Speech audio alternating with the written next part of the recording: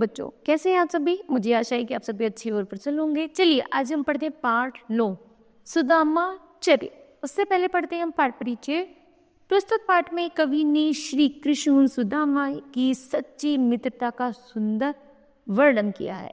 ठीक है, करते इसकी शुरुआत। आइए कुछ करके सीखें हमें कैसे मित्र बनाने चाहिए और क्यों। शीस पगाना जगह तन में प्रभु जाने को अही बस कही ग्रामा, धोती फटी सी लटी दुपटी अरो पाए उपनाहे की नहीं सामा। यहाँ पर श्री कृष्ण जी और सुदामा जब दोनों मित्र थे तो सुदामा की चरित्र का वर्णन किया गया है। यहाँ पर बताया गया है कि सुदामा कैसे थे। सुदामा शीस पगाना जगह तन में की शरीर पे तो जो उनकी पगड़ी थी और शरीर पे कोई कपड़ा नहीं था, मात्र उनके पास एक फटी सी धोती थी, हाथ में एक लकोटी थी और वह उसे लेकर ही चल पड़ते हैं श्री कृष्ण जी से मिलने के लिए। द्वार खड़ो द्विज दुर्बल एक रहे चक से वसुधा अभिराम। जैसे ही सुदामा जी बिल्कुल अपनी दीनहीन अवस्था में श्री कृष्ण जी के द्वार पर पहुंचते हैं तो वो देखते हैं वहाँ उनके जो द्वारपाल है कि ये इतना भिखारी इतना दीन कौन है जिसे प्रभु श्री कृष्ण जी से मिलना है। पूछत दीन दयाल को धाम बतावत आकलो नाम सुदामा।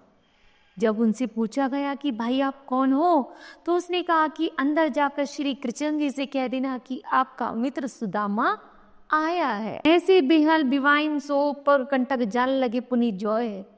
उन्होंने कहा जैसे कि श्री कृष्ण जी को पता, जैसे वो देखते हैं सुदामा जी को, उनके पैर नंगे हैं, उनके पैर में बड़ी बड़ी विवाहियाँ पड़ी हुई हैं अर्थात दरारें आई हुई है, उनकी बहुत दीनहीन अवस्था है और उसे देखकर द्वारपाल कहते हैं कि ये श्री कृष्ण जी का मित्र कैसे हो सकता है। हाय महादुख पायो सखा तुम आए इतने ना किते दिन खोए।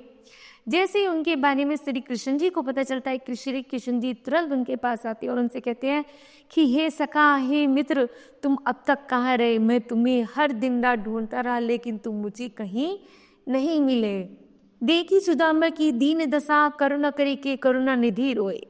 और जैसे श्री कृष्ण जी ने सुदामा की दीनहीन अवस्था देखी, उनकी अवस्था पर श्री कृष्ण भगवान खूब फूट फूट के रो पड़े। पानी परात को हाथ छो नहीं नैन के जसो पग धोए। फिर श्री कृष्ण जी उन्हें अंदर अपने दरबार में ले जाते हैं और परात को उनके पैर रखी अपनी अश्रुओं से उनके पैर धोते हैं।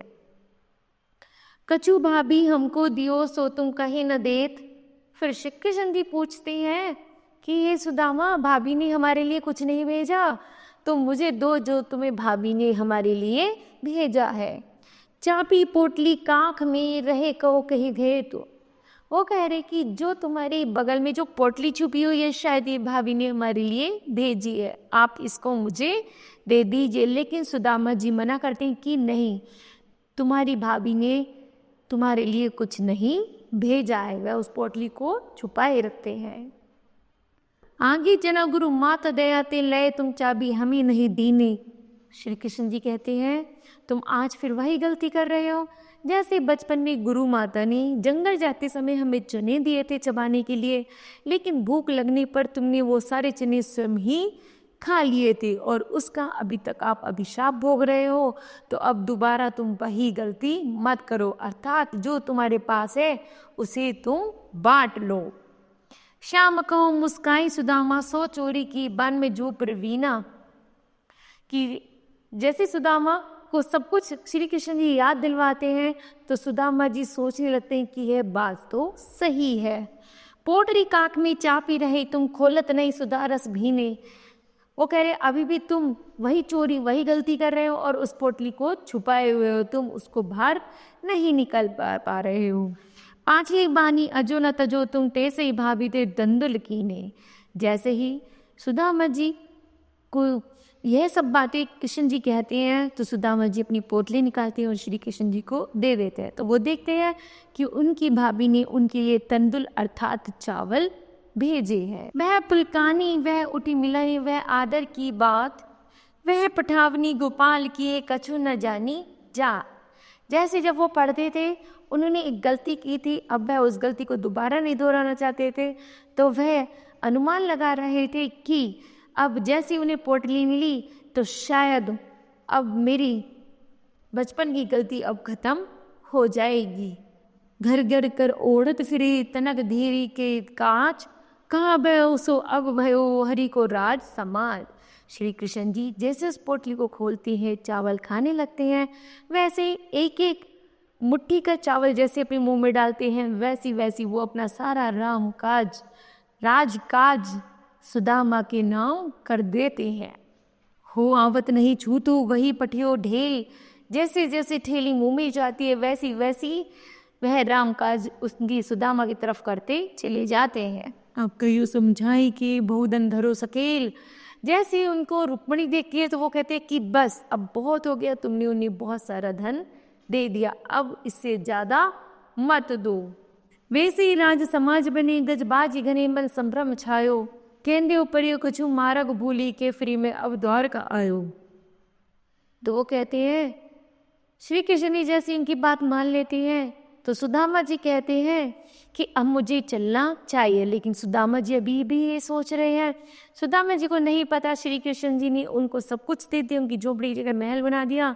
तो सुदामा जी सोच रहे हैं कि मैं तो अपने मित्र से कुछ सहायता मांगने आया था, लेकिन मैं कुछ भी नहीं कह पाया, तो मेरे सखा ने मुझे कुछ भी नहीं दिया, लेकिन कृष्ण जी ने उन्हें सब कुछ दे दिया था।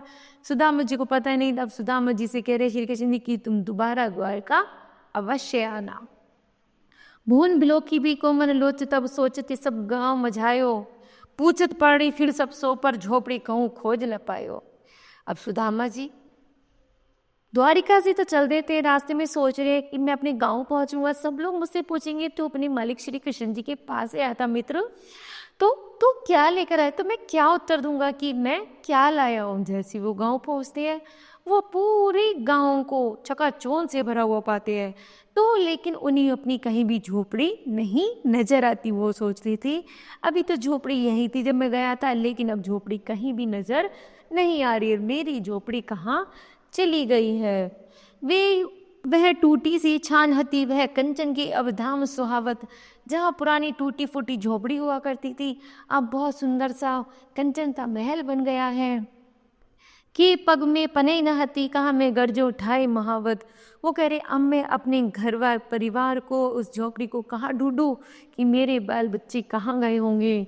भूमि कठोर पे रात कटे क्या कोमल सजे पे नींद न आवत। वो कह रही हमें तो जैसे ही सुदामा जी देखते अरे उनके बच्चे उन महल में से बाहर से, अरे मेरे बच्चे तो इसी महल में है, पता चलती कि श्री कृष्ण जी ने झोपड़ी की जगह महल बना दिया। जैसी रात होती है सुदामा जी सोचते हैं कि इस मुलायम गद्दे पे हमें नींद भी नहीं आएगी, क्योंकि हमें तो कठोर जमीन पर सोने की आदत पड़ गई है। के जिरतो नहीं कोदो सवा प्रभु के प्रताप ते दाख न भावत। वो कह रहे भगवान का प्रताप यही है कि बिना दिखावे करे वो हमें सब कुछ दे देता है, इसलिए हमें उसकी आराधना करनी चाहिए और हमें उसका सत सत नमन करना चाहिए। तो किड्स बच्चों, यहाँ पर सुदामा जी और कृष्ण जी के चरित्र का वर्णन किया गया है कि सुदामा जी कैसे थे और कृष्ण जी कैसे थे, दोनों की मित्रता बताई गई है।